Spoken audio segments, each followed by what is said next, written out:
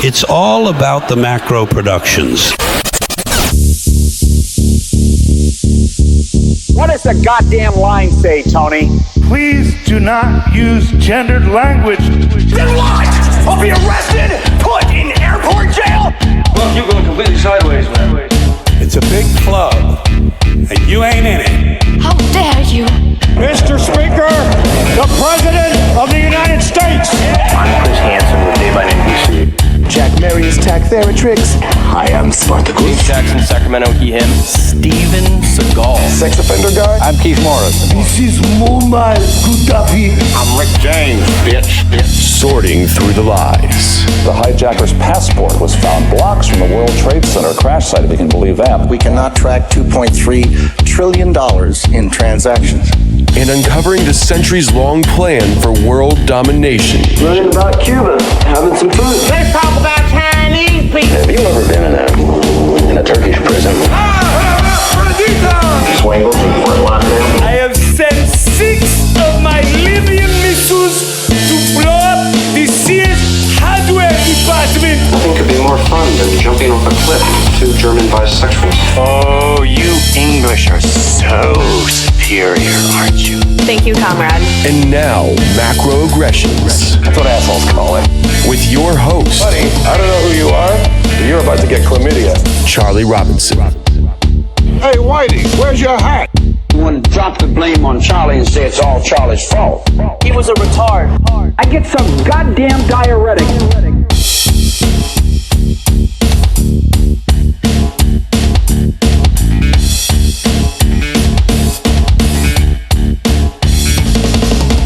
Welcome to Macroaggressions. I'm your host, Charlie Robinson. If you're watching us on Rumble, Band.video, back on YouTube, or you're listening wherever podcasts are served, thanks a million. We appreciate your support.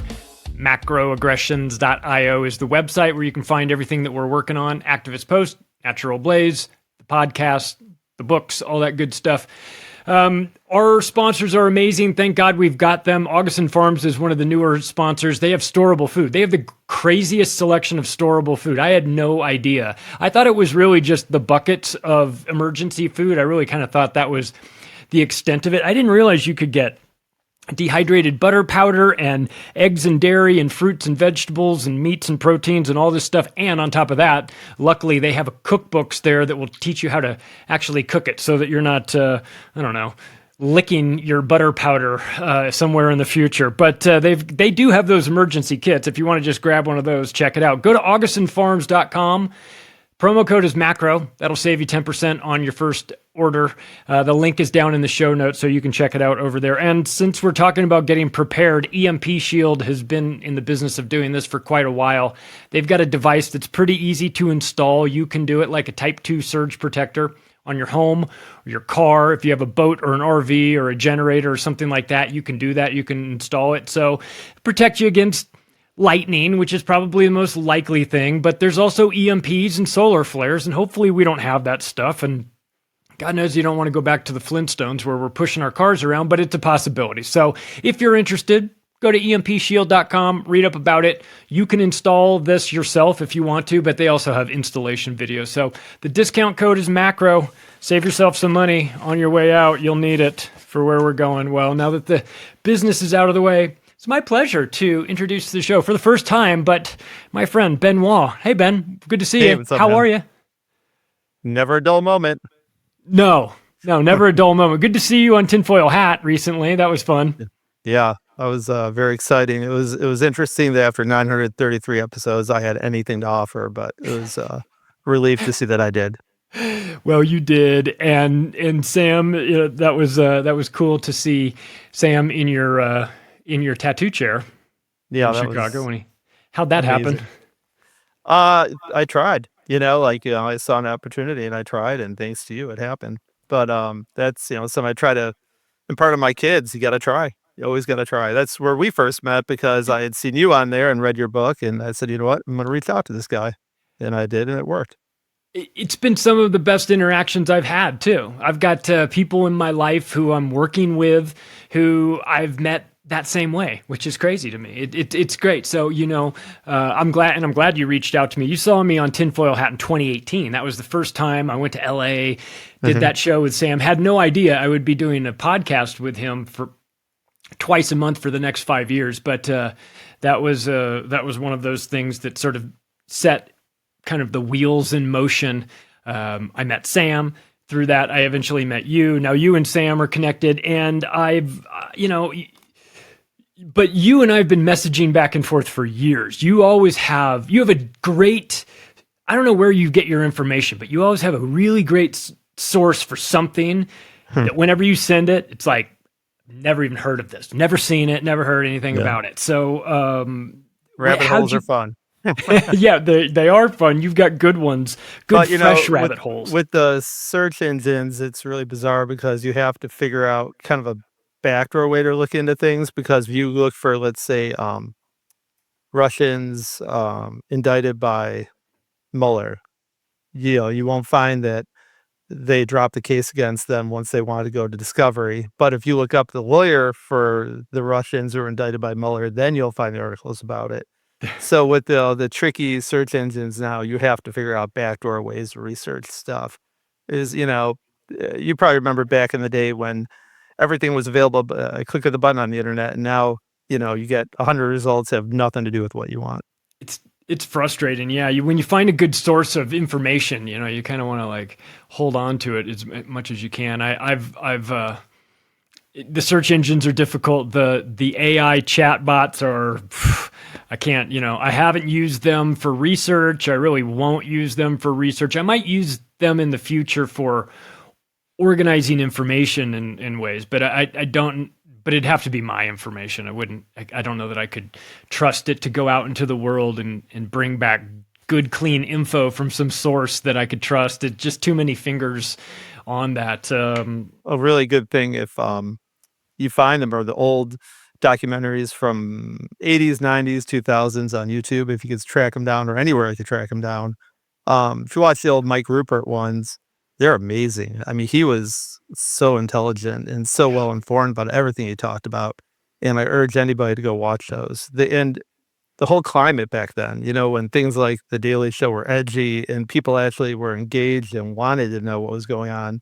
You watch that and you see the size of these crowds and the interactions, and it's just gone now. People are just so defeated and so just stuck, and it's when you see the contrast then and now, it's shocking.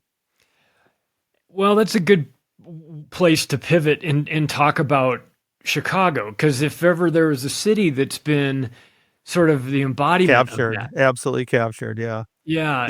One of the things I've kind of been dwelling on lately is just how people give power to things that are powerless without their power. Growing up in an Irish Catholic neighborhood, and just seeing the people that are just imprisoned to the idea of the religion and could have priests molesting kids and have, horrible abuses happening, but be blind to them because they're taken by this thing that they empower. This thing has no power without their power. And when you see Chicago and how, a political party has them captured, these people couldn't dream of voting for anybody but a Democrat. And, I'm not saying that one party is better than any other, but when you see, things just get worse and worse and worse. And right now we just had our property tax bills come out. The way that usually happens is there's 2 installments a year. The first installment is usually like 65%. The second installment would be the other remaining, 40 or 35%. This year, people are seeing the second installment being more than the whole year before it. So what happened was they had, some politically connected vendor took on the duty of producing the data for the second bill and screwed it up royally. They were supposed to be put out in July or June. And we just got them now. And the whole city is on fire right now of people that are just tripping out because their bills are just insane. And our mayor continues to just tax and try to create new taxes rather than cut the abusive spending that is just, the way it goes here in the city. It's terrible. Yeah.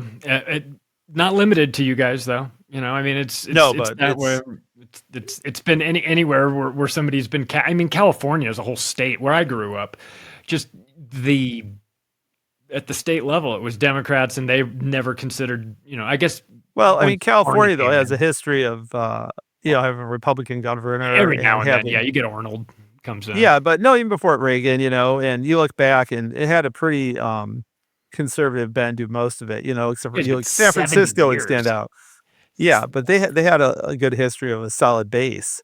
Mm. Illinois, Chicago's been a Democrat controlled city forever. We helped get Kennedy elected. The Daley family, when George Bush would be in town, he'd have dinner with Richard Daley, our old mayor. The Daley family is the dynasty that controlled the city and probably still does through their puppets. But, this history goes far. And, you know,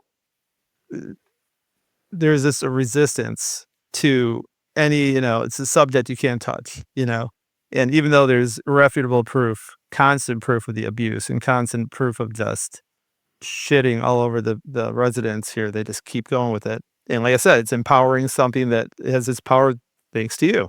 Nobody gave it power except for yourself. And if people were woken up to that, perhaps they would try something different, But like I said, they make it so unpalatable to be anything else that very few dare. It's too bad. What's the role of the Pritzkers? I mean, I know they so have that's influence. become more forward than ever before, and this is the hilarious part is, our governor, J.B. Pritzker, is the champion of the immigrants right now with, the ICE raids and such. His family's fortune is from the Hyatt hotel chain. The hotels make their money by underpaying immigrant labor.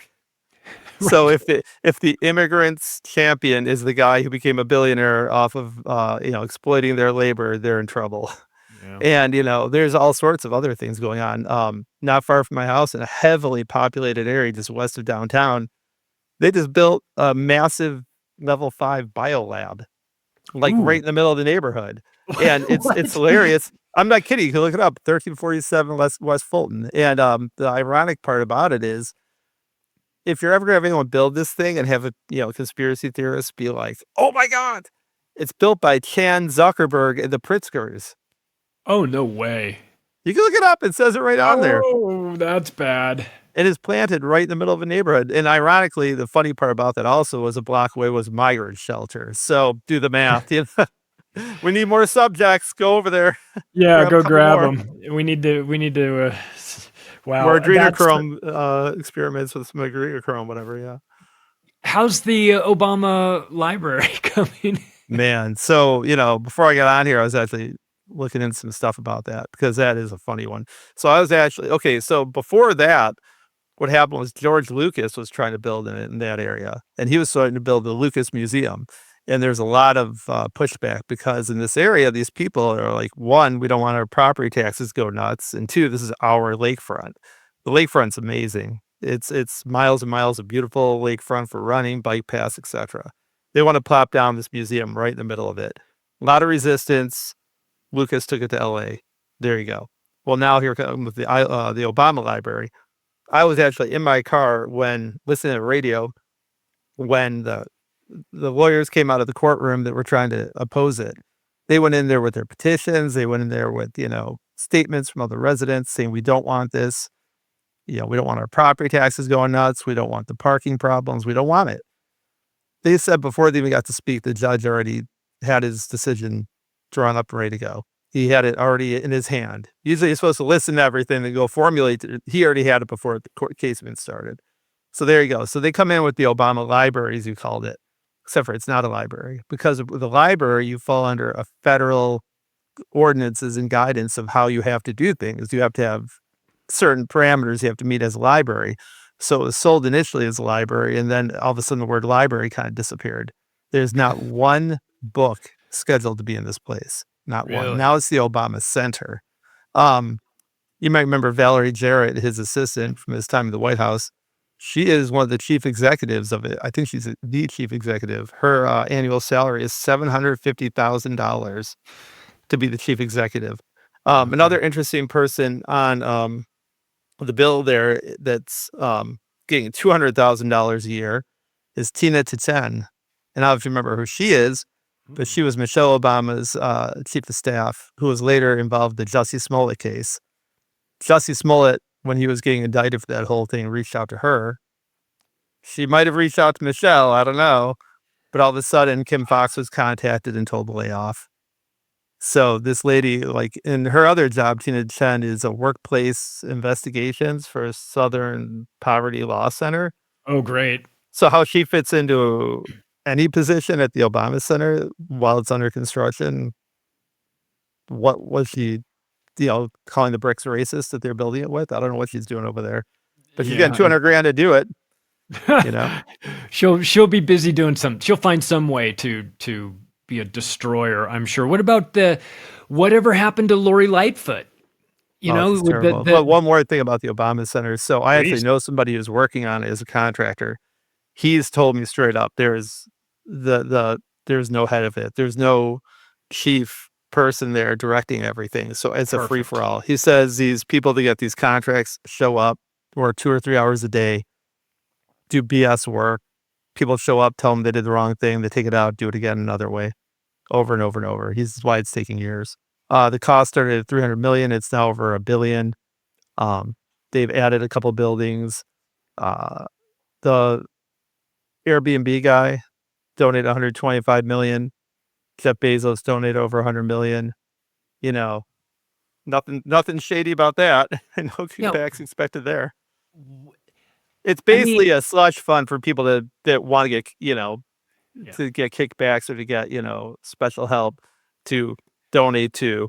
So I don't see it getting done anytime soon, because as long as it's under construction, it's this honeypot for people to go and donate whatever they want to, It's the ugliest building I've ever seen, too. It's, well, you can look up, there's articles about how it's literally falling apart before it's even done.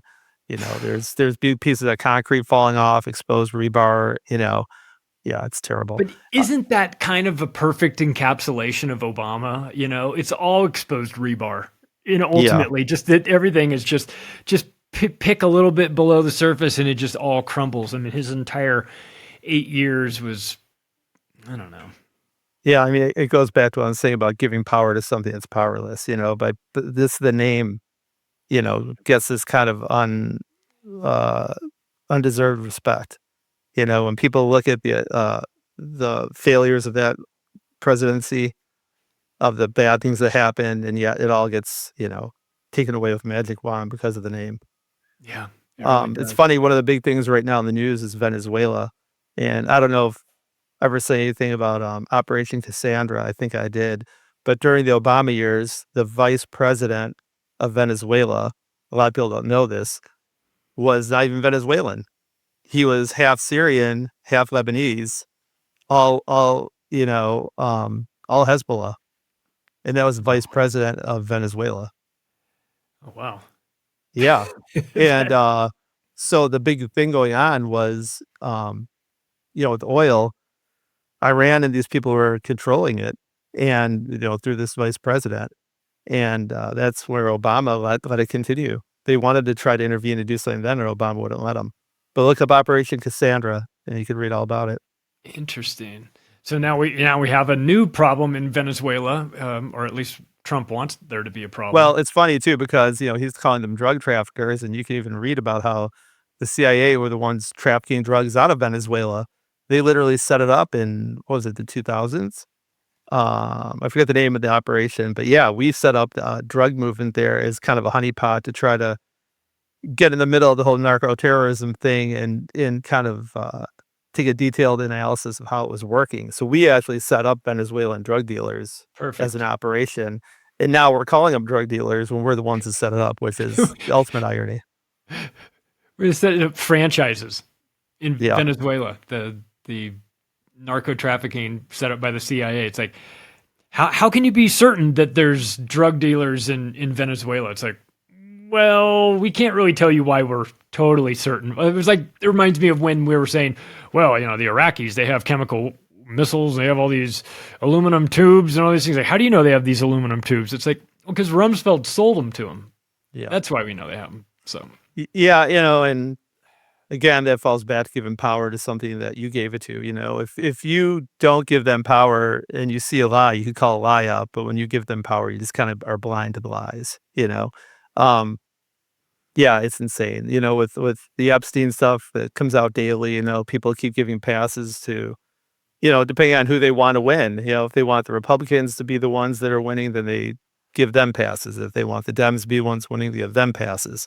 And can't you two just understand this is a bigger picture, that they're all involved? And these people just are continually blind to it. I see it every day. But Chicago has been, in particular, like a real, Oh yeah. So real you don't probably don't. central location for this ideology. I don't know what like. So here's one for you. You probably don't know about. Do you know what's happening in Chile right now? I heard something that there's an election going on, I think. Yeah, their presidential election. So basically, they do kind of like primary, but if they had like 4 or 5 people in their primary, and 3 or 4 of them were far right. And when I say far right, I mean far right, not center right, far right. And one was a socialist, left-leaning person, and they just had their election yesterday, and the far right people got a huge amount of the votes. So now it's going to be one of the far right people out of the group versus the socialists in the next round of elections, and everyone says basically the far right person's got a smoker. But Chile's politics, with what was the Chilean dictator, Pinochet, it all comes from Chicago. They had a group of elites that would come here to Chicago to study, and they're called the Chicago Boys, and they would go back to Chile and implement with Pinochet their policies they learned here. Oh, wow.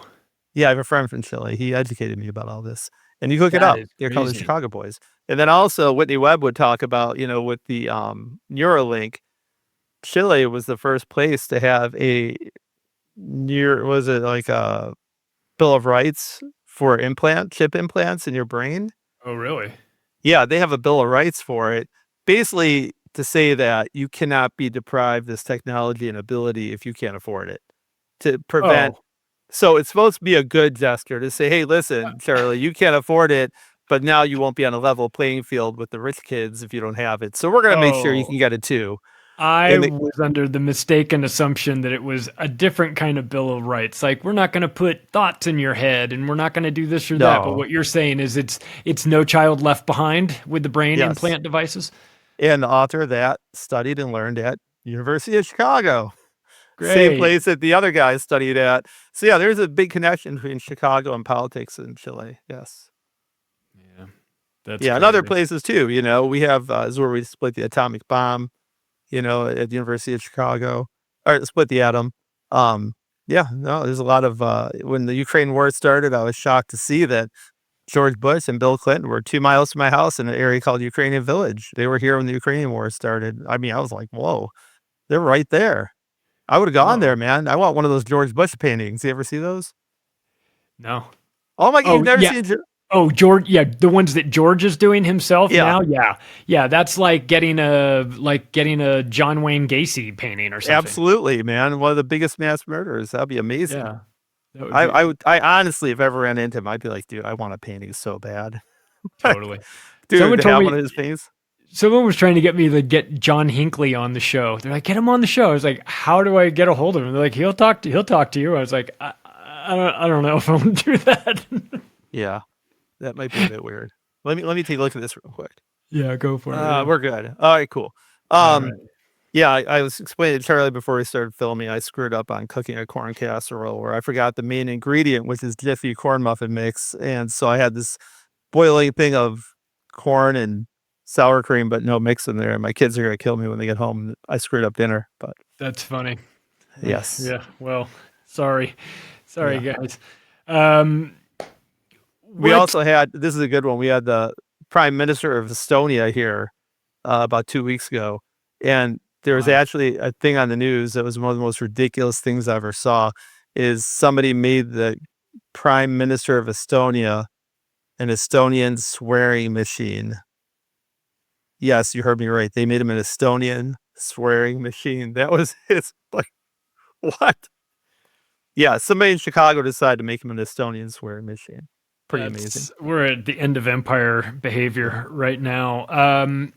But again, one of the big things, like you said about where I get my stuff from, I really do urge people to look for, older stuff, older links, older, even old episodes of Daily Show from what used to be around. And you will see stories that are very relevant to what's going on now. The names that you're seeing now, even you'll see back then, except for now you see them in new roles. Now they're the good guy. They might have been the bad guy in 2000 or 90s, 95. Totally.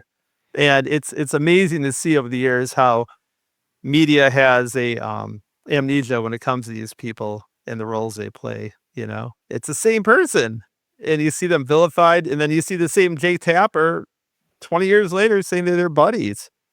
Like they don't mention anything that happened before. Well, the most stark example of this, of course, is Giuliani coming to the White House in a suit and tie after he had a $10 million bounty on his head. It's like, what happened with that? It's like, that's all. We worked it out. We squashed that. That's fine. He's on. Yeah, they squashed a thing that never existed except for in media. But that's, again, a clear example of, giving power to something that, you're sitting there and saying, Al-Qaeda, you and I both know the whole time it was orchestrated, but so many people fall for it, Totally. It's like Anonymous, you know what I mean? It pops up when, they need it to pop up. When they need Anonymous to pop up, there's a hack. They got the info. They leaked it. Yeah. But then you don't hear from them. There it's gone. No, one of the biggest stories that you probably never heard about was this guy, Jeremy Hammond. You know who that is? Yeah. Yeah. I mean, that poor guy, read about what they did to him. He was a hacker who worked for Anonymous, and he was called aside and said, listen, we're going to get some really heavy stuff. We want you involved. Do you want to get involved? So, yeah, I want to get involved. They hacked North Korea. They hacked Angela Merkel's phone. They hacked the Prime Minister of France's phone, all kinds of stuff. And then they arrested him. It was the feds. The feds had had caught one of the guys, Sabu from Anonymous, persuaded him through him to hire this kid to do all this stuff or contact him to do all it, got him to do it all, and then arrested him. Yep. And so that's a lot of these groups that they push on you that are the newsworthy group of the day is just, if you're hearing about it, it's probably, orchestrated. Right. And there's some poor bastard who's having to work for the feds and pretending like he's still a legit hacker and not somebody who just got busted. And Trying to rope in more kids. Yeah. Yeah. That's been shitty to watch them do, the entrapment, especially, it's one thing if you get somebody who's already kind of leaning that way and just needed an outlet to go blow up something. But when it's like some kid with like mental retardation or something, and you're weaponizing this guy and getting him into Thomas some Crooks. group, him, or there was a kid who was like 18 years old. I guess his parents finally got involved, and some guy was trying to talk him into making a bomb. They're like, my kid is autistic. He doesn't know what he's doing.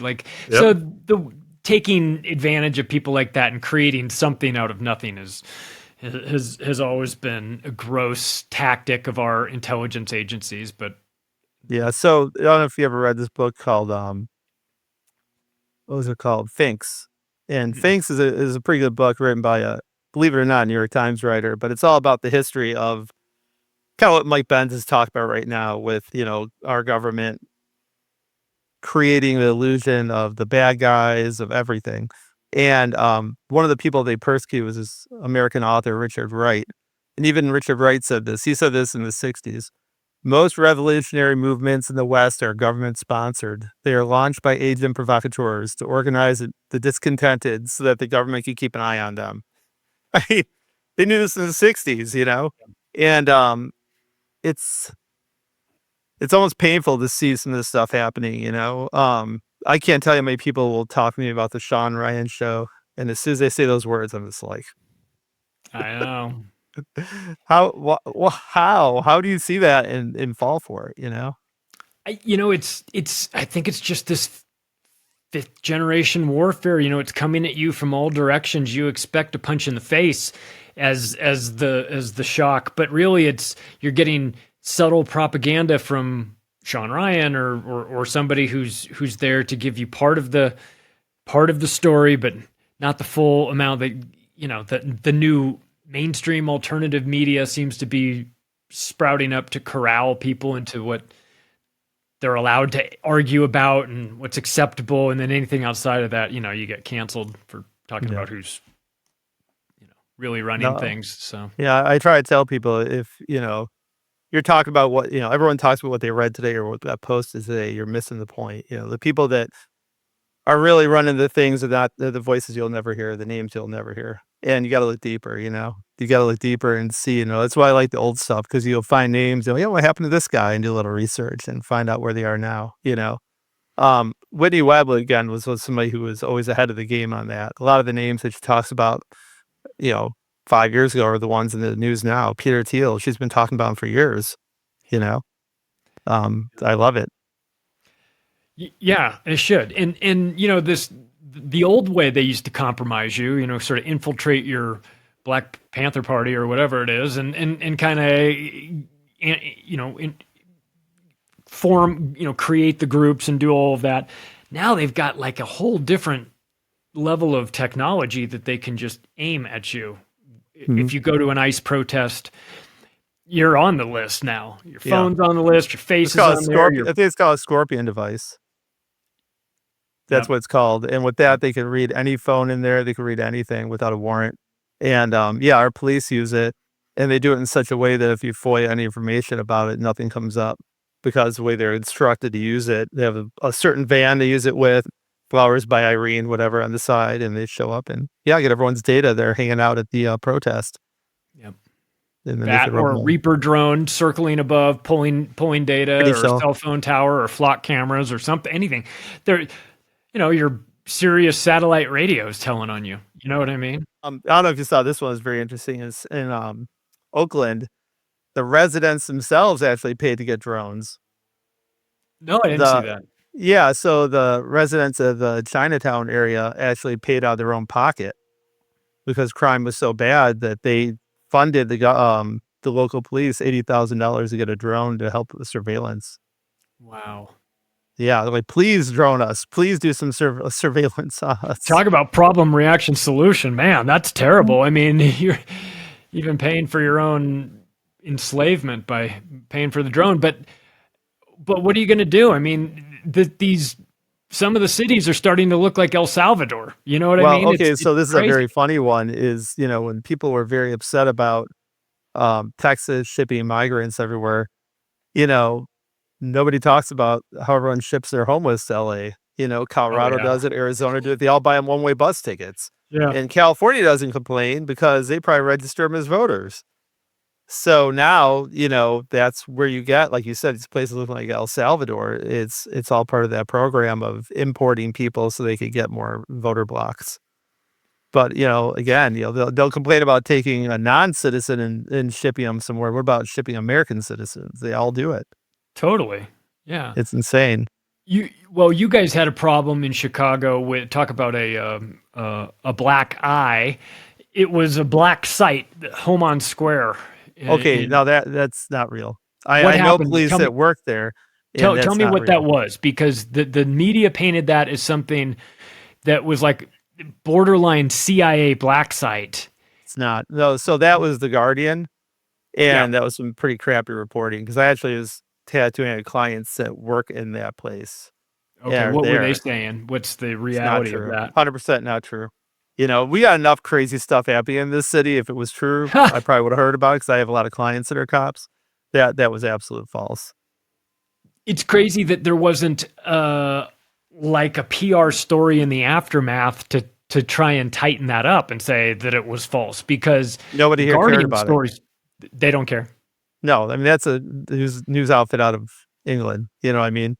Nobody here cared about it. We have enough real stuff that, nobody here really even, I never heard anybody here speak of that. I knew about it because I asked my client about it, but no. Was it a real place? Like a processing center or something? Yeah. That's a police station. That's a police station, but there's like hundreds of people that work there. It's not a secret site. You could go there. Next time you're in town, I could bring you there. It's an active made it police out station. to be Guantanamo Bay. Yeah, You know no, what I mean? they're wrong. And the thing that's funny is, like, there's so much you could go after the Chicago police for. You don't need to make stuff up, you know? Yeah.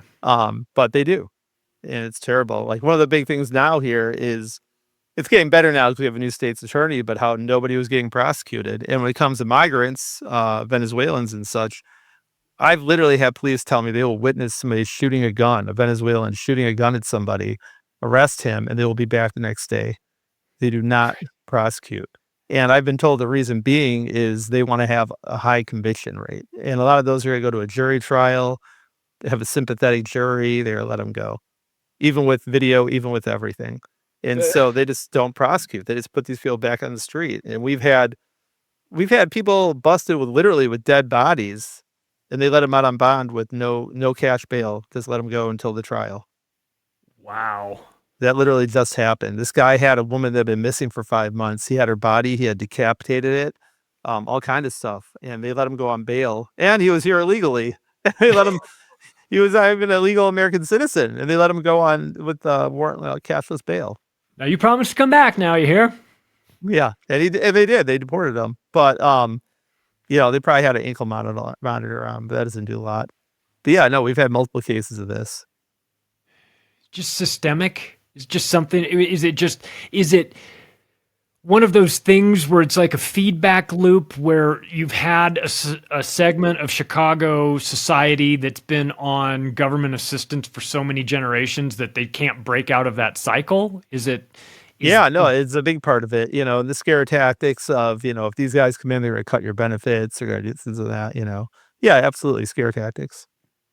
What about, what's the reaction of, I've seen a couple stories where they talked about grocery stores that were getting looted and Yeah. moving out. And what about big business? What about the large corporations that are downtown? Is there anything that's changing there? Because in San Francisco, Yeah, we saw empty the wheels fall off. storefronts. Empty storefronts, a lot of them are leaving. There's a lot of empty storefronts in downtown right now, and, it's getting worse, and so the rule with security is you cannot put your hands on somebody. So you could see someone robbing, and you could try to stop them, but you can't grab them, and they know that. And when Kim Fox, our, last state's attorney, was in power, they raised the amount needed for a felony to $1,000. So these people are stealing left and right. They'd walk, groups of them would walk in and grab a bunch of stuff and run out. And, there's nothing the security guards could do. So unless the police happen to be there or be present to grab these people, the security at these places can't do anything. Oh my God. So And so, yeah, you have a what's lot of the empty plan? storefronts. I mean, that's crazy. Well, That's just like San Francisco, but that can't be a long-term viable option at some point, right? The retail stores go away, and then eventually the owners of the office buildings themselves are starting to feel some pain. And yeah, that's the whole thing with RoboCop, remember, as everyone says, they let it get really bad so they can come in and buy it all, so maybe that's the play here. for sure, I've been thinking about that with New York City. I look at what the Mondami, future looks like, and the only thing that I can see is that what if they're trying to drive the property prices down so that they could do what they did in the 70s and come in and buy it all up when it's sketchy and dangerous.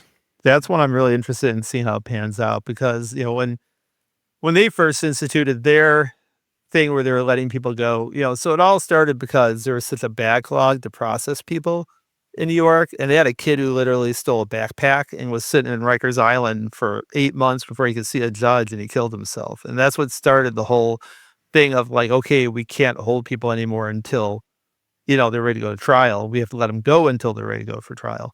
And when that list came out of all the offenses that you could get arrested for and they wouldn't hold you, it was insane. There was like manslaughter, kidnapping was on this list. It was terrible.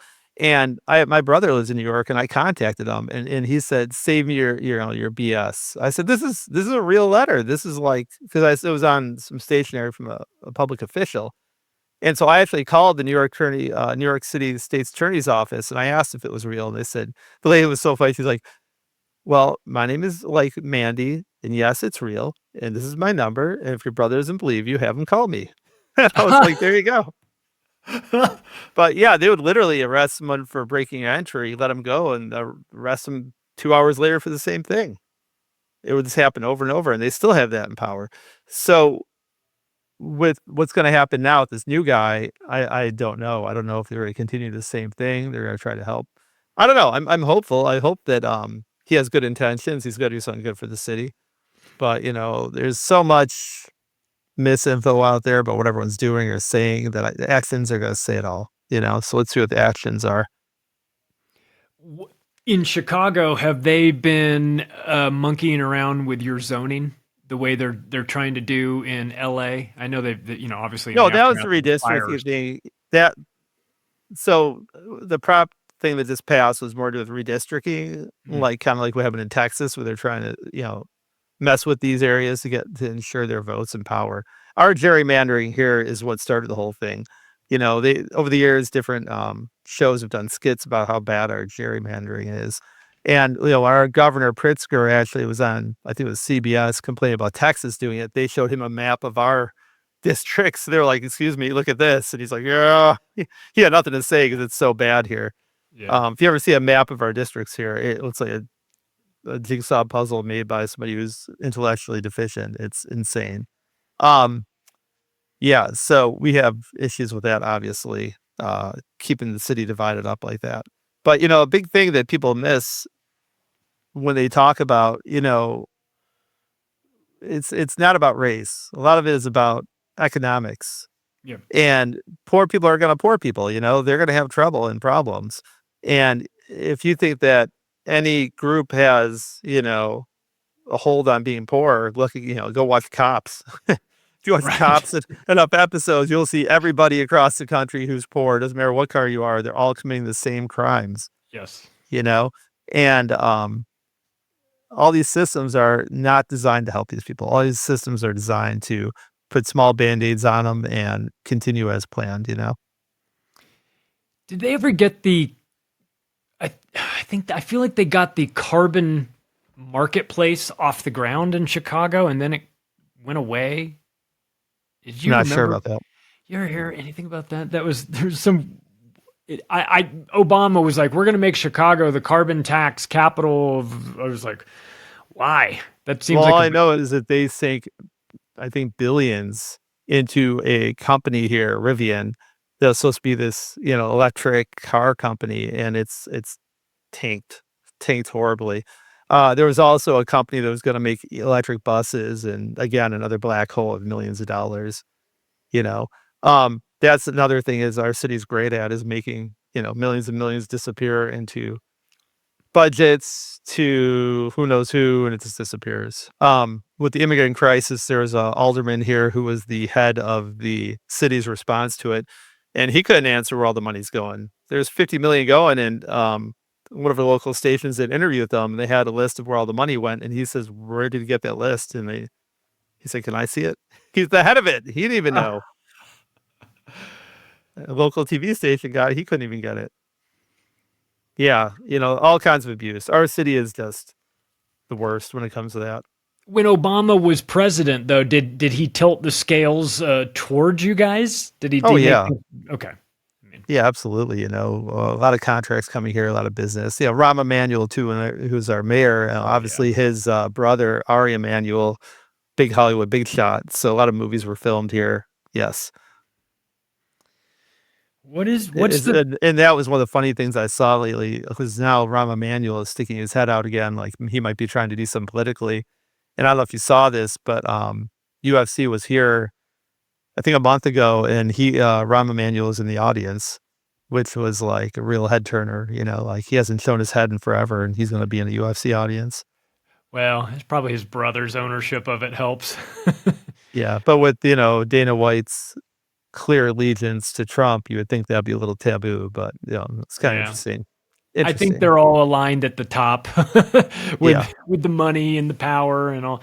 Well, they definitely are. But to make a public appearance like that, like you would never see a lot of these other people even coming close to that. So that was interesting to see on that level. You guys building a new Bears stadium? Did that ever pass? They're working on it. That would be out in the north suburbs. I'll believe it when I see it. You know what I mean? It's they say it's a done deal, but that is a huge kick in the nuts to the city if it happens. And everyone I know that's a Bears fan loves it because you gotta be here when those games get out. I've been to concerts at Soldier Field. When they get out, you're talking hour and a half just to get out of there. It's so impractical and so just it doesn't work. And, it's a huge place, so many people and such a small the streets are 2 lane, 4 lanes, Yeah. get out of there. Doesn't work. It's terrible. Yeah. So, a shocker I actually heard recently when it comes to our politics, do you know who Tammy Duckworth is? Yeah. She actually let's talk about the immigrant situation. I agreed with her. I couldn't believe it. I was like, wow, she's actually a little more strict than I would ever be. I'm actually, listen, you want to come here, be a good person and work? I don't see why you shouldn't be here. They should make the structure right so you're not exploited by the Pritzkers and these people and you actually have rights. And, you know, here she is saying, if you want to be a citizen, I want you to do service in the military to earn your green card. I want you to pay a fee and a fine for being here illegally. I was like, what? Wow. Exactly. I would expect that out of her mouth. But yeah, hopefully, if anything comes of this whole thing, it would be a pathway for people like that want to be here, because this has really devastated the city. What's going on now? Whole areas of the city are just dead that were alive. Whole strips of stores and businesses are normally, cars everywhere, and people are just dead. People are terrified to leave their house. Kids are getting pulled out of school and homeschooling. It's a real thing. I don't know how we're perceived by you or how the world is perceiving what's happening here, but it is wild. I think, the world looks at Chicago and sees Lori Lightfoot and then Brandon Johnson, and they go, "Wow, this is a deeply unserious city." Not unlike Well, many they're all others. puppets, you know what I Don't mean? get me Like, wrong, but that even we know they're puppets, and but I just feel like there used to be a time when they at least cared enough to give us somebody who was competent. You'd be evil Okay, and he wouldn't do so what you thought, but you at least thought maybe they could get it done. I we look at we Lori went from Lightfoot. we went from legitimate politicians to puppets with no in between. So we had Harold Washington, who was as legitimate as you can get. I mean, the guy was great. He was a man of the people, okay? And this is funny too, because, all the monuments for Mayor Daley and his family downtown, half the city is named after him. There's a Harold Washington statue on the south side in a stretch of 47th Street that looks like a third world country. His statue is down there, which is like, insane. Um, then you had Jane Byrne. I don't know why Daley hated her, but man, he hated her. He hated her so bad. There was a whole time capsule, a whole thing that she had put with part of the city she redid. And when he came in, he destroyed it. He just got rid of it. He covered it. Yeah, he hated her. But these were real politicians. Then he had Daley and his family. And then since then, who do you have? You had Rahm, who's How an long was extension of Daley the there? party. Oh God, 20 plus years, and his dad was there before him. All right, so like a Cuomo sort of situation. A dynasty, absolute dynasty, yes. And so then you had Rahm, who is part of the whole contraption. He's right there with Obama. He was Obama's chief of staff, wasn't he? And Obama came up under the whole Daley program. But since then, now you're just having puppets. With Lightfoot, she was a prosecutor here in the city, and I knew police that knew her. And the police I know that knew her when she was a prosecutor are like, that is not who I knew. That is a totally different person. So, she got an invitation to be part of the party. Said, you do X, Y, and Z when you're in office, you're set for life. You're going to have your ambassadorships. You're going to have your board positions. You don't have to do anything. Just play this role for 4 years. And that's what she did. She went in there and played that role. Same with Brandon Johnson. There's a text message thread that got leaked where someone's asking about something. And his response was, I'm waiting for word from the elders. I mean, come on. I'm not surprised. Yeah, clearly he's not the brains behind anything. I mean, no, he's a moron. He's a puppet. So no, I mean, but beyond that, I mean, I don't think we're ever going to have, any actual politicians again. I think they're so they can't. There's no room in the program for it. You see a Thomas Massey, and you wonder, is this a real person or is this a construct? You know what I mean? Yeah. Marjorie Taylor Greene, whatever her hell name, the same thing. They play the role of being the outraged, person on the outside until they're needed and they're used. But they've filled all these roles. They've literally got the whole cast, where they know who they want to play these roles, and they have people in those roles. So you're not going to have an outsider ever again. I just Never. want the actors to be better. I want them to be better than Brandon Johnson and Lori Lightfoot and Trump's pretty funny, man. These memes are amazing. The one did you see the one with Israel, with Palestine, when they're gonna they had dancing people? It was like an AI video. They're gonna recreate all these buildings. It'd be like a Trump Tower. You ever see that video? no. You never seen it? Oh my god! Oh, the not the Gaza, not Trump Gaza, not that. Yeah, the cartoon thing where it was a AI cartoon. Yeah. Oh my god! Bad There's taste. literally a Holocaust going on there. It's amazingly, insanely horrible. It's the worst horror movie ever actually happening, and he's making videos like that. Yeah, And it's beyond. So when you talk about funnier cast of characters, you couldn't ask her. I mean, it's insane. I know. I'm can't believe waiting it. for President Mountain Dew Camacho to come out. I mean, we're really just almost there. It feels like an end of empire. How's business for you? How are you doing? It's so it's become kind of a flooded market these days with TikTok and everything, inspiring a whole generation of new tattoo artists. But my latest endeavor is a charity I started to help victims of human trafficking called Ink Relief, and it's been great. So about a year ago, I was contacted by a group that helps these victims, and a lot of them have their abuser's name on them. The abuser will put the name on their neck. They'll put it on, like they own them, on their form. It's very visible. And so when someone's trying to get out of that world, it is a battle. You walk into a bank, Charlie Robinson wants to open a bank account. Do you think that's going to be a 5-minute process? No, you need to have form X, Y, and Z. You need to fill out this 10-page form, etc. These are people coming from, off the grid situations they've been in now for a year, 2 years, whatever, and they're supposed to have all this. So, there's a lot of hurdles for these people trying to get out of that world. And I'm not a lawyer or a banker. Anyone can help them with those hurdles, but I can help them with this. And so when you are able to cover that tattoo and get rid of it off their body, this makes them so happy. So I started a charity to help, collect funds from people to help, pay towards doing this service. And it's been great. And I've been able to help a lot of people. But it's an uphill battle, I have a friend who works in nonprofits, and I said, man, every day I think of new people to email or try to reach out to for funding, and I don't hear anything back. And she said, Ben, I've been dealing with this for 20 years. It doesn't get better. I'm like, damn it. The first time I remember the first time I saw somebody, I was bartending. It was 30 years ago. This girl was in there with some bunch of people, but she was clearly like a biker chick. And when she turned, I could see this tattoo on the back, right on her back, and it said "Property of Big Jim." And I was like, "Fuck! I wonder who Big Jim is." You know what I mean? That was the first time I saw that. I didn't want to ask, but then I'm watching like documentaries, shows, and things like that later, and I'm seeing like motorcycle gangs, and it's like, yeah, that's kind of how they sort of put their label on each other. So I wondered about, obviously I go through life, I see people out there who have made some, I don't know, maybe questionable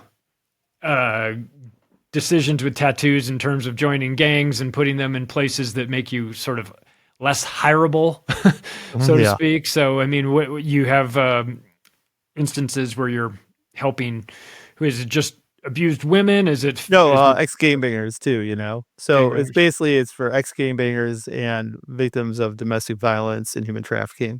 And these are people, like I said, they're trying to get their lives together and move forward, and they have to look at this every day. So I get to play my part. I get to do that for them, and it's amazing. It's a really good opportunity. Yeah, so I've been loving doing that. Man, I bet you get the craziest stories. Like you're you're a therapist in a sense. You've got their undivided attention for I don't know, hours, Man, possibly. people just once that needle starts going want to tell you everything. And, like I said, police officers, there's a big one.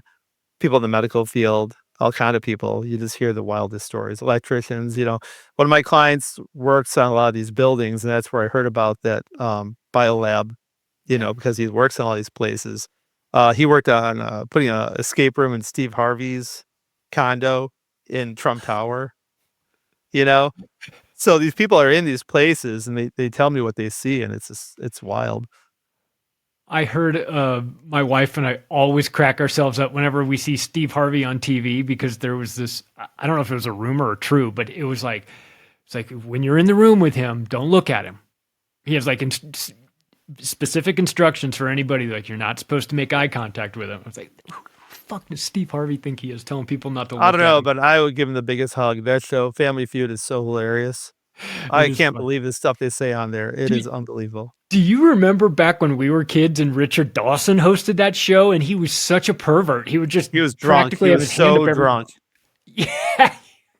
He was Yeah, so that's drunk. the thing I didn't realize till later on was that, oh, he was hammered. Yeah. You ever watch old, go back now and watch Mork and Mindy now and see how crazy, Oh my God. Robin Williams is out of his mind. I mean, he had to be on like every drug on the planet. That is insane. You watch it as a kid, it's funny. You watch it now, you're like, oh my God. Yeah. It's crazy. I saw an interview with a guy who was a big time Hollywood producer and they asked him what was the craziest set you had movie set that you had ever heard of or been on, and he says, "Oh, Popeye, the movie Popeye." It was like, what? Like there was so much cocaine on that set that they were having like shipped in film canisters, and they said like every time you saw Robin Williams, he was out of his mind on. I believe it. I was man. like, wow, I was expecting, I don't know, something not Popeye as the craziest, but yes. Yeah, that's wild stuff. But yeah, if I have to think of some of the crazy stuff these customers have told me. I recently had a customer who's telling me how his uncle's in his 80s and an artist, and his house is just filled with art, and he's terrified what's going to happen when his uncle dies. But what's happening is his uncle's friends are dying and giving him more stuff. And one of the possessions he has is a multi-million-dollar painting by an expressionist artist from the 1800s. And his uncle drives it around with him everywhere he goes in his 70s beat up pickup truck because he doesn't want to leave it at home. good thinking. People tell you this stuff, you're like, oh my God, like what? Oh, this is great, man. Yeah, it's you never know what you're going to hear in there. We've had gay porn stars in there, politicians, everybody. It's here at all. It's wild. That's crazy. Yeah. I remember thinking when the Palms in Las Vegas did the first Hart and Huntington tattoo parlor, I was like, what a weird idea. But then the more I saw it, and whenever you're there, you can just walk by and you see the glass, the glass windows, and you see people getting tattooed, and you're just like, oh my God, like that was the first. It was revolutionary, and now it's everywhere. I mean, so with that Hart and Huntington, got Huntington, one. They had the TV show associated with it. And I had a friend from Detroit who had just opened a tattoo shop with another friend and sunk everything into it. And they contacted him and said, hey, do you want to be on the show? And he said, oh, man. And him and his wife talked about it. They're like, crap. We just opened this shop and now we're supposed to close it all down and go move to New York, or to Las Vegas. Well, he did, and the show got canceled. Lost everything. No way. Yeah, total bummer. Unbelievable. So something else that after my tinfoil hat, one of the other ones I wanted to talk about that I didn't get a chance to, and this is going to take you back a few years, was Zika. Remember Zika? Yeah. Now, I went down that rabbit hole a bit. So do you know that right before that outbreak, Bill Gates backed company, what they call Oxitec, had just released these engineered mosquitoes, these bioengineered mosquitoes. Yeah, look that one up. So I didn't know that. What a but now I'm coincidence. not surprised. Didn't he do that in Florida too? Well, that was after, so Yeah. maybe they tweaked it a bit after that. Or, there was actually a lot of resistance in Florida. So I don't know if it was, were they ever released in Florida? I don't know, maybe not. I know they said they were going to, but maybe Yeah. they didn't. But But, that was he was behind that, because that was oh my god, that was like a big thing for a while. Shrunken heads and Yes. Yeah, microcephaly. But the funny part about that is the CDC got $1 billion to do research and come up with a vaccine, and they never did. And guess what? It went away. That's I'd rather the CDC get $1 billion to develop a vaccine and just keep the money and not develop it and just steal it than actually to develop the vaccine. I'd rather they just take the money and do nothing with it. That's probably better for humanity long term. But no, I'm not surprised. I mean, I didn't know the ins and outs of the Zika stuff, but my mind immediately went to like, it's probably DDT like stuff or glyphosate type or something that's being sprayed in the area that's doing this, or biobugs. But I didn't think of biobugs. Yeah, look up the timeline of when Oxitex started releasing those and when that happened. But because like I said, they're throwing $1 billion at it and nothing coming of the billion, and it just went away anyway. A little weird, huh? Yeah. I'm sure that money didn't just go away. I'm sure that money found its way into the hands of some influential people. Yes. Well, let's wrap up with this. What do you, what's going on in the future for you? I mean, where do you, this charity, man, I love it. And so, let's keep banging on doors. And I know you got some fancy listeners. So Brad Pitt, if you're listening right now, Angelina Jolie, I know you guys listen to Macroaggressions. And if you guys are really, like what you hear here, why don't you hit me up and let's get this funded. Where is the best place for people to find you, to support your charity, to maybe come in when they're in Chicago and get a tattoo? The tattoo shop is called Deluxe Tattoo, and we have an Instagram page, Benoit Instagram. Inkrelief.org is the website for the charity if anyone's interested. So I did this. Do you know that anybody can make a .org website? I thought you had to have some kind of like, charity tax status to do it. Anybody can make a .org. Oh, I didn't actually. So, I never knew that. I don't think I ever tried to buy one, so I never even really thought. You don't need to. Yeah, I was like, I was shocked. Well, now you're at .org. You're always like trustworthy. You're like, oh, it's a .org. Yeah, well, inkrelief.org sounds trustworthy to me, so maybe people should go there and support your outstanding work. And if they're in Chicago, Deluxe Tattoo, Chicago. Go check out Benoit, everybody. That's Benoit. Check out his episode on Tinfoil Hat as well with the great Sam Tripoli. You can geek out on that. And if you want to connect with me, macroaggressions.io is the way to do that. Thanks, everybody. We'll talk to you again soon.